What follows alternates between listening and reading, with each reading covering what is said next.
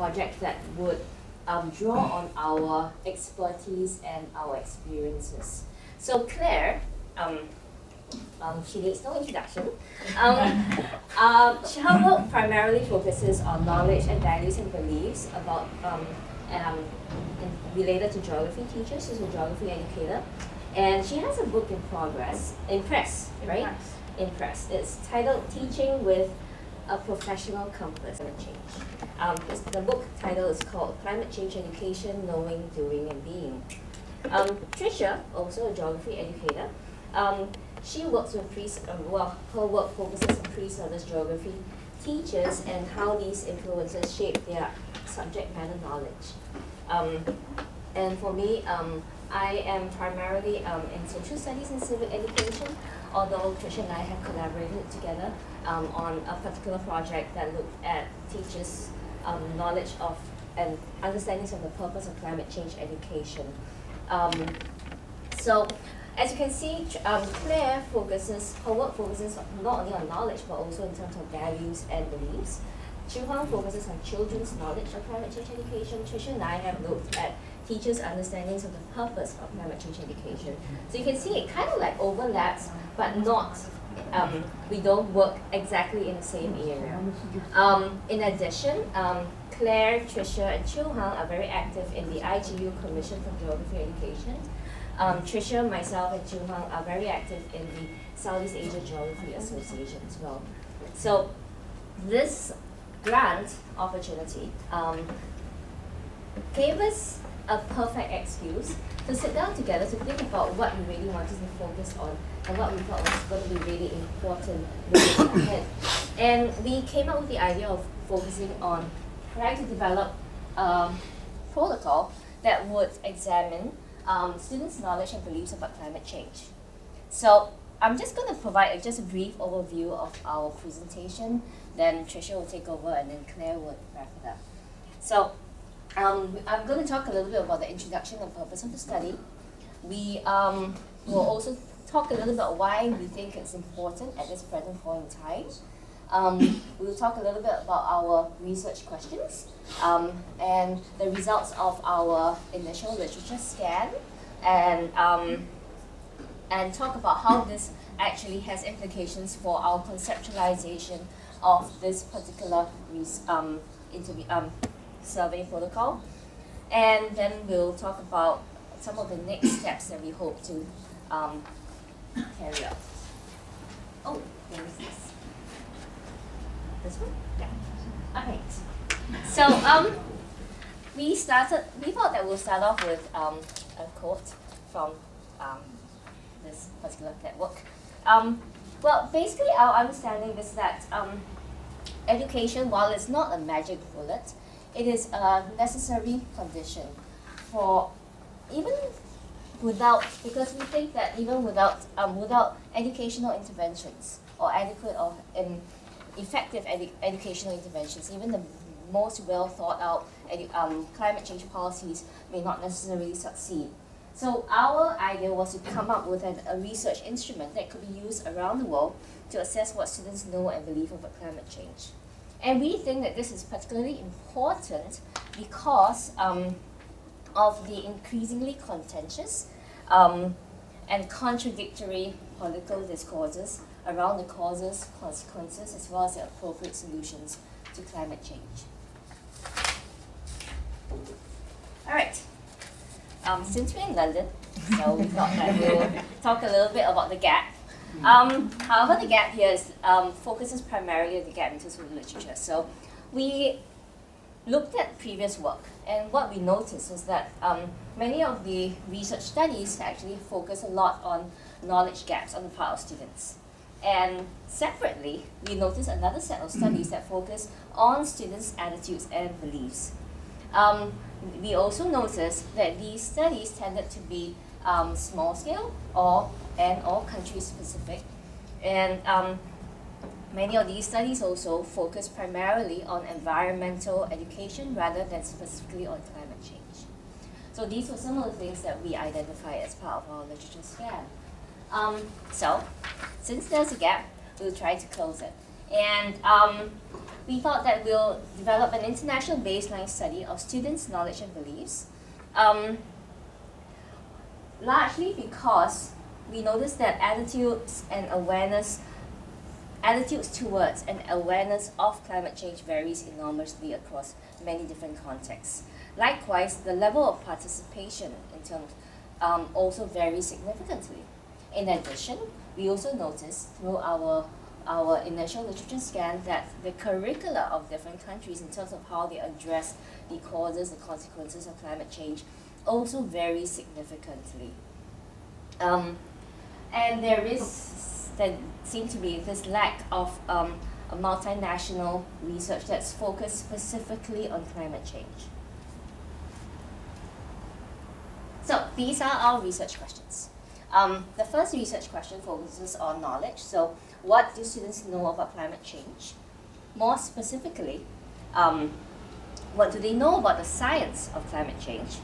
What do they know about the management strategies for climate change? As well as what do they know about the debates within climate change? And our second research question will be what are students' beliefs about climate change? So in our study, we divided it into two main phases. So the first phase is that we thought that we'll focus on a literature scan to see what's out there. I referred to it slightly earlier. So we started this scan sometime in mid-September when we actually received the funds and we were able to get a research assistant involved in our project. So for phase one, we focus on literature that came from this list of countries. We looked at a fair number of studies out there, and we tried to cast on that as wide as possible.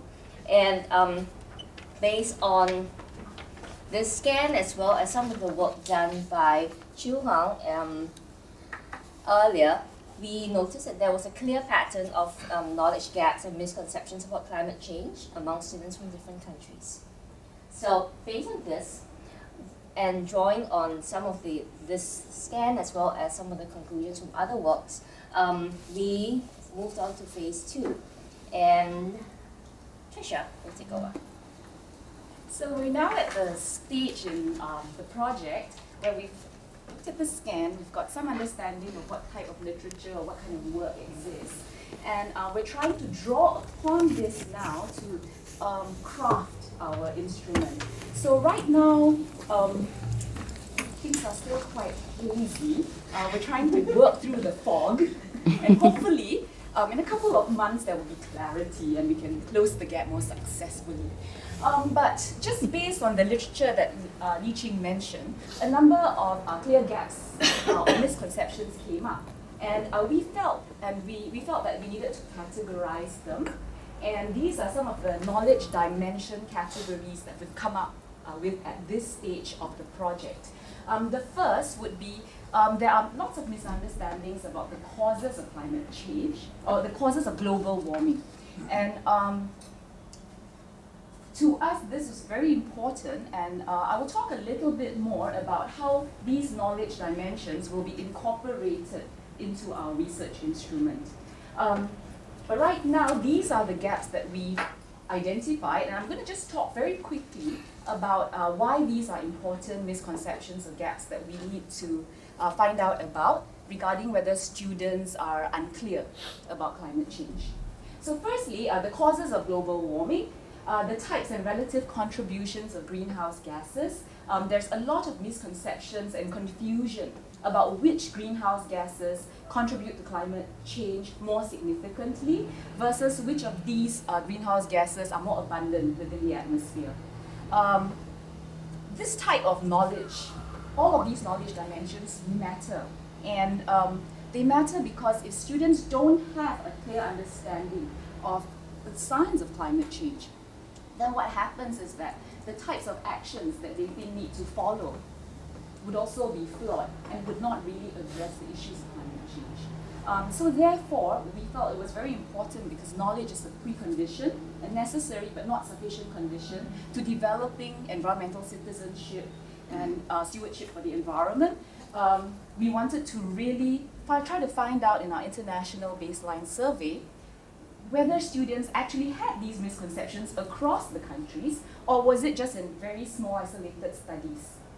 So if we had a broad picture of what students around the world actually knew or did not know, then it would have lots of implications for curricula that we develop for our countries. It would have implications for teacher education, how we work with our teachers. It would also have implications for all sorts of policy decisions as these students grow up and get more and more involved in organizations that work to remedy or address climate change. So we feel that it's really important at this point to know what students know or don't know across the world, and that's what we're trying to aim at with this particular project. So some of the knowledge dimensions that I mentioned: causes of global warming, types of and relative contribution of greenhouse gases. I'll talk about that a bit more. Mechanism and process of the greenhouse effect. Again, this is quite flawed. In some of the studies, we found that students think that there is a shield around here, and that this shield has somehow been broken into, it sounds like the ozone layer actually, and there's a big gap, and then all of this sunlight is coming in, and it's giving us cancer and causing acid rain. Yeah, and so what's happening here is that because students don't have a clear understanding of how the enhanced greenhouse effect is working, and they can't differentiate between how CFCs work within ozone depletion and or within global warming, as well as where these CFCs are working at within the atmosphere. Because of all of these knowledge gaps, all of these different problems, pollution, ozone depletion, greenhouse warming, they're all confused and wrongly connected in the minds of many students. So we were interested to find out, okay, so across all these different countries, what's the state of the art? What are our students actually thinking in Singapore, in the US, in Brazil, in Korea, in China? We really wanted to know this. So that would be the first. Second would be the distinction between climate change and global warming. This is a really iffy one that causes a lot of problems and actually makes something that is scientifically quite agreed upon already contentious in the eyes of many people. And that's because people are conflating very long-term changes in the world's temperature due to variations in solar energy output, which causes the ice age, or even the 7-year solar flares and things like that. They're confusing all of that with global warming that's anthropogenic in nature. And because we also have periods of global cooling, we have periods where a volcano erupts and we have global dimming as a result of the increased pollution in the atmosphere, all of this then gets students to say, hang on a minute, temperatures aren't really going up, in a very clear and consistent trend, so therefore global warming is not really happening. And these green tree-hugging people, they're just making a lot of fuss over nothing, and that would then get them to question whether or not climate change is actually happening. So again, if we don't know whether students are clear about these distinctions, it would again be very hard for us to plan how we're going to address that in our curriculum, in our lessons, in our teacher education policies. Thirdly, the effects of climate change. Again, the effects are also are problematic because people think that with global warming there'll be more acid rain, or with global warming there'll be more ozone depletion. So because the effects are again mixed up with the causes, people then go on to read the signs of climate change, the signs as in the signs of climate change wrongly or erroneously. So for instance, this year it's a little bit hot. So yeah, definitely it's global warming. But no, last year we had an extremely cold winter, not in Singapore, we never have winter. But it's been a very cold winter, so how can this possibly be climate change? So they're mixing weather and climate up, they're not understanding long-term and short-term trends. So these are some of the issues that we drew from the literature, and we felt that our research instrument had to really try to capture these knowledge dimensions. Claire will go on to talk about the belief dimensions. I've just been tasked to talk about knowledge. Let's talk about what Okay, we're at this point very hesitant to show you an example of the kind of question we might ask, because A, it opens us up to a lot of questions and potentially criticism at a point where we're still standing on quite shaky ground. But we'll take a leap of faith here. We'll assume, we'll caveat it that we're still in the stage where we're reading up, we're trying to find out more about the research instruments that have been used, and we're just really trying to put something together. So bear with me, there are conceptual, probably there are some issues and flaws, but we're working through them. So, I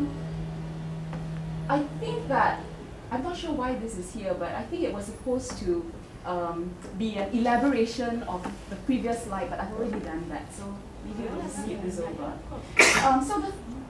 So these are the different types of questions that we wanted to look at. So for instance, if we looked at the distinction between climate change and global warming, and students' misconceptions about the difference between these two and the ability to tell the difference between weather and climate. So if this was a dimension we wanted to explore in our instrument, we thought we could ask a question like this. When we examine the Earth's climate history, what does climate change refer to? Global warming, global cooling, neither A nor B, both A and B. But it's not enough, I think, to just get students to choose one of these because they could guess. Or even if they got it right or wrong, we wouldn't know where exactly the misconception or problem lies. So we thought we would have then a second part question that says, the reason for my answer is, and then these would be some of the options that we would again draw from the literature. These are some of the misconceptions students have, and they would be included in some of the options, and then that would help us to understand whether or not students actually understood that climate change refers to both global warming and cooling and why. So this is an example of the type of knowledge dimension question we would want to develop in our instrument, but we're not 100% committed. So similarly for the impact of climate change, we'll be asking questions related to the impacts on the different domains, the different ways in which geographers, because we're dominated by geographers approach the study of the Earth. And so that would be the physical systems, the hydrosphere. Claire says we need to get out of our geography speak and just use simple English. So hydrosphere would be, of course, water, and the atmosphere, the air, the cryosphere. I like that term, it makes me sound very high-tech, which is basically ice. The lithosphere, which is rocks and soil. So we ask questions about the impact of climate change on different spheres, and then also on the social cultural sphere. So for example, economies, how would climate change affect economies? Society and culture. I love the culture one because yesterday, because we're internationally networked and we come from very different cultures, we had some questions about culture, and to Claire, it would be football and beer, and to Li Qing and I, it would be about food. So how would football, beer, and culture, very high culture. So these would be some of the domains that we would be interested to explore. We will try to develop questions that would test students' understandings in each of these different domains, and our questions would probably be two-part, to test, first of all, what they know, and then to probe a little bit deeper into why they chose the option that they did. I think that Claire will go on now to the beliefs dimensions. Thank you, Trisha. One of the things that we have identified through the research that we've looked at in relation to this is when current studies that are out there look at what young people know or believe about climate change, they tend to make some quite onerous connections between the two. So they tend to say things like, students have a lot of misconceptions about climate change, that's why they don't take any action. Or they tend to say things like, students know this and this about climate change, but they have these misconceptions, which is why they have climate change denial issues, or why they think they don't need to do anything about it.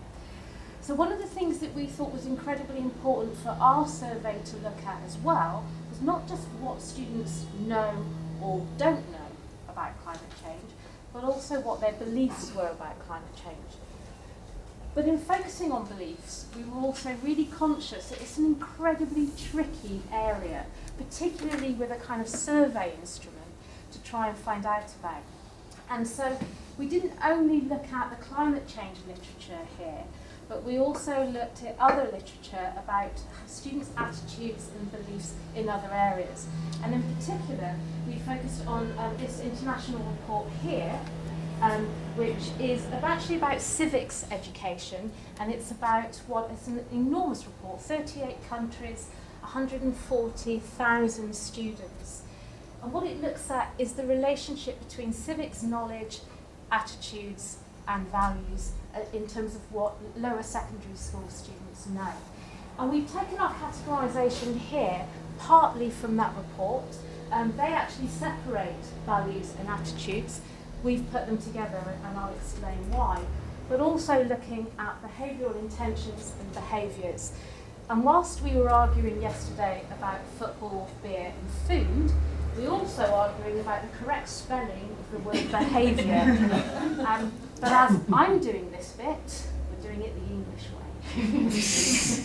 So in terms of values and attitudes, this categorisation is really useful for us, because as we were reading through the literature, we found that a lot of the other research was highlighting aspects of what young people believe about climate change that we found, quite frankly, quite shocking. And we felt that it was important that our survey would take into account that previous work and also explore it in a further dimension. So in terms of values and attitudes, we've identified three main areas that we'd like to explore within there. One is about what their values and attitudes are about climate change. What the research tells us here is one of the key influences about what people believe about climate change is to do with how much they think it's going to have an impact on them and also on their friends and their others in their close community. And so that was one of the things that we wanted to explore, whether they felt that climate change would affect their own lives as they grow, but also if they feel that it would affect the neighbourhood that they live in, the community that they live in, and those kinds of things. So that was quite important focus for us. But also, one of the most surprising things that I found out of the literature is some of their values and attitudes about the causes and consequences to do with climate change. And I'll give you a really specific example here. One of the pieces of research that we looked at said that students' understanding about the relationship between the consequences of climate change and the causes of it have gone the wrong way round. So, for example, they think that if we save endangered species, like the panda, that will stop climate change. That they think by looking at the consequences of climate change and resolving those consequences, then actually the whole movement itself about climate change will be affected. So that was something we particularly wanted to focus on. In addition to that, one of the things that also came out of the research is the significance of young people's values and attitudes about the certainty of knowledge. And this is about whether they believe that science actually knows what's going on, and whether they believe that what we know now about climate change is the truth, or whether there is more to find out. And there's quite a sophisticated notion here of young people's views about epistemology, what they feel is actually known and what they feel is knowable. Now, we're quite aware that that's going to be incredibly difficult for us to find out, but we think it's really important that we try and assess what those young people do know about those things. And related to the certainty of knowledge, there are also enormous issues coming out of the literature about trust. And that's about trust of scientists, that scientists, A, might be able to find out the answer or the solution to climate change, that there's some kind of technical response to climate change that can help. But also trust that scientists are telling us what they know, that we can trust scientists and the work that they're doing, and that's actually related to what's going on. But a further dimension to the notion of trust is also the trust that young people have in politicians. and whether they believe that politicians can resolve climate change, whether they feel governments have the power to do something positive about it, and whether they think they will do something about it. And those are obviously quite pertinent issues as well, about how the values and attitudes towards what they should do about climate change is often affected by how comforted they feel about other people in society and what they can do about climate change as well. So those are one particular dimension that we wish to look at. In the international report, there are also two other dimensions that came through too. One was about behavioural intentions, and the other was about behaviours. Now, anybody who's joined a gym knows that there's a difference between our intended behaviour and our actual behaviour, what we hope we're going to do and actually what we do. But in terms of behavioural intentions, one of the key areas that's emerged from the literature is where they think responsibility lies. And that's in terms of whether they think they have a responsibility to do something in relation to climate change, but also whether they think there's any point to them doing something. So for example, is there any point me recycling when nobody else around me is recycling? Or is there any point for me as an individual or for my school to have a recycling programme when the government is throwing away lots of money on some coal-fired power station or something like that? So there's a sense here that behavioural intentions are related to their sense of responsibility, and that's not just about who is responsible to take some action, but what that responsibility involves. And that's a key area that we'd like to look at. And then also in terms of actual behaviours, one of the things that the literature has highlighted to us there is that it's not just about their own engagement with climate change, as to whether they think that climate change is an issue that they want to do something about, but also their values and attitudes about whether they have the agency to affect any change. And that would be the agency to affect change for themselves, so whether they have the capacity to initiate any change, but also whether they feel that their communities, their schools, corporate responsibility, state responsibility, where they have sufficient agency to actually change things as well. So what we're becoming increasingly aware of is that this is a really complex picture. And I'm not saying that we're regretting starting this, but we're absolutely aware of the enormity of the task ahead. Now what we've thought is that whilst we've separated out here for our purposes knowledge and beliefs, that as we come to construct our survey, we will actually start bringing these two together and combining them. And we've had a think about some of the different ways that we might do this, and we're aware that the way that we put our questions together in order to assess the belief dimensions will be very different to the way that we're assessing the knowledge dimensions. We've had some thoughts about that. I'm sorry, you're mid-sentence, go on, I have a question. No, I was just going to go on to the next slide, but if Then I will. Are you using the theory of planned behavior? Because the variables seem to really dovetail with the theory of planned behavior.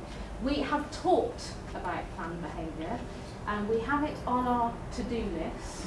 But to be perfectly honest with you, I don't think we know enough about it yet to be able to say whether that's something that we're going to be integrating into this or not. So it's a I don't know. Okay. So in relation to values and attitudes, so this is where in the initial report values and attitudes were separated. But here we're going to bring them together. But the distinction that we're making is that when people have fundamental beliefs about climate change, they tend to be pretty immovable. And whatever kind of education and whatever knowledge that you give people, these fundamental beliefs tend not to change. And that's something that we're aware of, and they tend to be much broader than attitudes. But attitudes themselves tend to be around those areas about responsibilities, the relationship between individuals and people. And I'll just add here that one of the things that we're aware of, and it's particularly a debate that's been very prominent here in England, has been about the criticism of climate change education, is that it focuses on the child and the child being responsible So saying to the child, I'm exaggerating for effect, you must recycle, you must reduce your consumption of energy, you must cycle to school, and placing the responsibility for climate change on the individual rather than reflecting the other strata of society and the responsibility they have for taking action towards climate change. So that's something, that criticism has been held, but that's something that we're quite interested in seeing if that's actually how young people feel. And we thought we might do it like this. By asking them, giving them statements, things like climate change is an important issue to me, I feel responsible, I think the government should do more, and asking them to rank these, to maybe look at them through a Likert scale, assess how much they agree with them, how much they feel that's the case. And that's the kind of sorts of questions that we're considering at the moment. Looking at behavioural intentions, what we intend to do there is give them a range of activities, like for instance, do you think you might contact an elected representative? Do you think you might take part in some kind of peaceful march or rally? Do you think you might change your own behaviour? And ask them if they think that they might do this. Do you think that's something that you should do or you'd be interested in doing? And then looking at behaviours themselves, also asking students, have you done this? And then asking for a time frame. Have you done this in the last year, in the last 6 months, in the last month, to get a sense of whether those behaviours are actually taking place or not. So that's the kind of formulation that we're thinking about in terms of the beliefs dimensions, with all the caveats that Tricia mentioned that we kind of don't really know yet, so we're exploring this very tentatively. But a really interesting dimension that came out of our literature scan is about the country-specific nature of much of the research that's happened up until now. And in that sense, we thought what was really important is that when we research what particular groups of students think, we need to be able to contextualise that in where those students are from. And so we're proposing putting together some context summaries. And one of the first issues that we came up with is what's a context? And as you can imagine, 3 geographers, we all started talking about scale, and we all started talking about whether we're talking about nations or states. But also, because of the variety of different countries that we're from, we're conscious that the idea of a nation when you're from Singapore is quite different to the idea of a context when you're working in the US and you've got 50 states and a complex relationship between federal and state-based different contexts. So we're aware of that issue. We haven't solved it yet. But one of the things that we want to do is look at the way that the state or the nation responds to the idea of climate change, whether that's through particular policies, whether it's through particular discourses. And that's in relation to climate change itself. Is it a priority for that particular nation? But also, is education about climate change a priority? And we think that's really important to get some sense of the kind of exposure that young people have had about climate change. And then we can assess to what extent some of their misconceptions are due to, and again I'm generalising for effect, bad teaching, or just generally out there misinformation that's happening out in the world that they've cottoned onto particular ideas that they're not sure about. So in terms of previous exposure, we're looking for the place of climate change within the curriculum. We're looking about what that means, what that kind of education about climate change might look like and how it's formulated, where it sits, whether it's in science, social science, geography, etc. We're looking about how the media generally portrays climate change and whether that's a significant issue.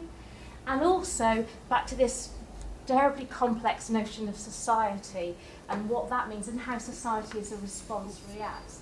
And again, I'll give you a very specific example of this about society. One of the pieces of research that we read that was based in the United States said the biggest chance of you being a climate change denier was if you were a conservative white male. Now, we may ask questions about whether what their particular ethnicity or gender may be. I don't think we'll ask them what their politics are, but I think that's really important as well, that we get a sense of the kind of context that these young people are working in. So in our original proposal, we said that what we would do is, based on this literature scan, that we would come up with a pilot survey, a pilot questionnaire. We've kind of changed that a little bit. And what we've decided is that actually we're going to be developing a framework.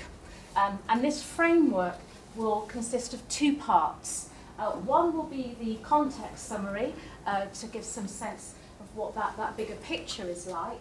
But then also the actual survey of students that we initially promised, that would incorporate both the knowledge and the belief dimensions, but probably integrated and brought together. So our next steps are to develop those research instruments, to then, we think, if we're going to ask people to prepare context summaries, we should probably have a go ourselves and prepare our own context summaries and see if we can actually come up with them, and then go to the pace of pilot testing our survey. That's what we think our immediate next steps are, but we're quite conscious of where we go beyond that.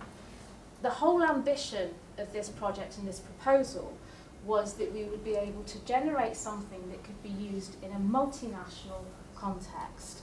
And we don't just mean here with our 3 nations. What we mean is actually being able to do something that could have the potential to be much, much bigger. And so one of the things that we're hoping to do is, once we've got through this stage and we're kind of happy with our survey and with our framework, then what we're hoping to do is to really extend the invitation and bring it out further, particularly through this network. We think that's incredibly important, but also through some of the other channels and avenues and links that we've got. What we would like, I'm sure what we all would like, is a huge amount of funding where we could go and do an enormous global survey and actually collect this information from many, many countries around the world.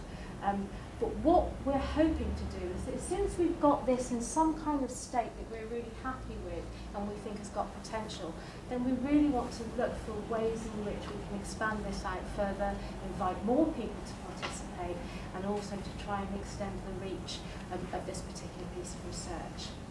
So that's as far as we've got, I believe. Yes. Throw it back to the chair. Yes, please. Well, let's just show appreciation. That's super impressive, and I've really got to, on behalf of everyone here, congratulate you on the work so far. An extraordinarily challenging area, so I think the discussion could easily get focused on the science and the methods, and we could all become RHD supervisors and treat it so. But I think, given what we were trying to do, I'd like to just deal with some issues of just some nitty-gritties about how much money did we give you?